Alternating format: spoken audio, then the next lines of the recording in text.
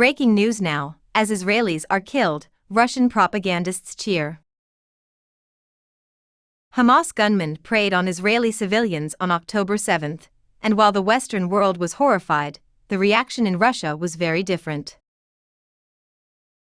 Propagandists backed by the Kremlin have hailed the conflict as a diversionary tactic to divert Western attention away from Ukraine, generated new conspiracy theories to explain the news, and taken pleasure in the anguish and fear of Russian Jews who have emigrated to Israel.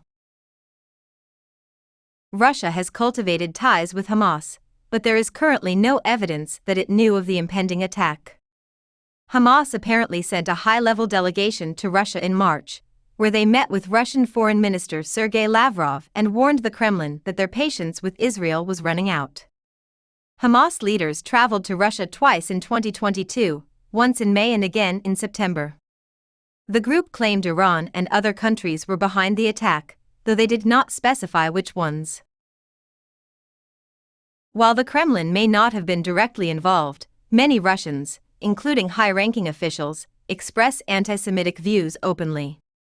Russian expatriate and military correspondent Dmitry Steshin, who has made openly genocidal statements about Ukrainians, recently posted on his Telegram channel Ruski Tarantas that Russians should have not a drop of pity or sympathy for Israelis. Steshin called the Russians who had emigrated to Israel relocants. "We stayed here and are still standing in blood," he wrote. "Those responsible for our tears should also be allowed to shed their own. Or send them on a jog to jog their memories of the past. To the newcomers, welcome."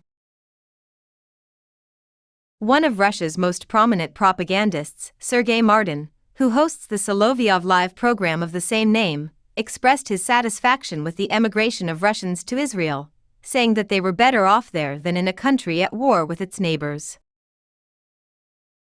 He continued, "This mess is beneficial for Russia, because the globalist toad will be distracted from Ukraine and will get busy trying to put out the eternal Middle Eastern fire.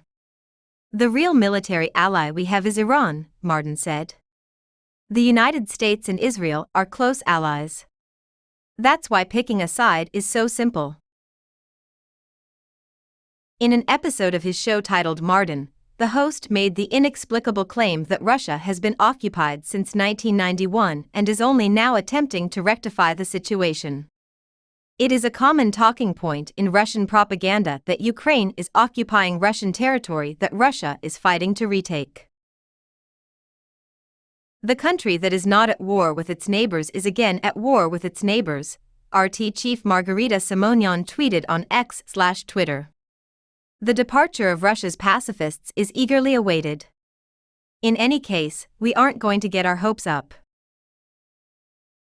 The host of Morning Z on Solovyov Live, Boris Yakmenko, attributed the violence to gender issues, likely a reference to LGBT+ debates in the West, saying, "What is happening today in different corners of the world shows that the world has come to a dangerous point, beyond which lies the new world.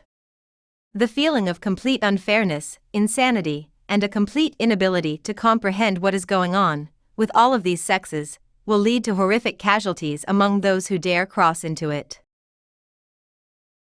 Yakmenko pondered which citizenship Russian emigrants would choose this time as he read scathing messages from his audience. Those of his former Russian compatriots he told to go ahead and run, or hide in bomb shelters. Vladimir Solovyov, on his show the 7th of October, called the Hamas attack a loud slap to Israel and its intelligence services, blamed the United States, which he called the guarantor of peace in the region, and unfairly fingered Ukraine for allegedly supplying weapons to Hamas. Iran is Hamas' primary source of weapons.